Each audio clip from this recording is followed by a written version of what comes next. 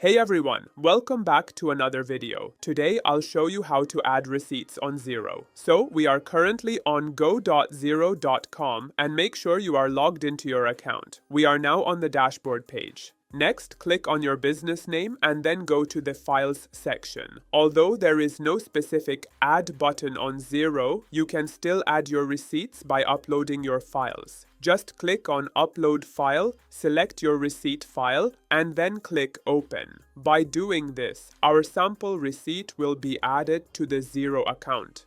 These files are also sent to the specific email address that Xero creates for us. Thanks for watching another video. If you found this helpful, don't forget to like, subscribe, and hit the bell so you never miss a daily drop.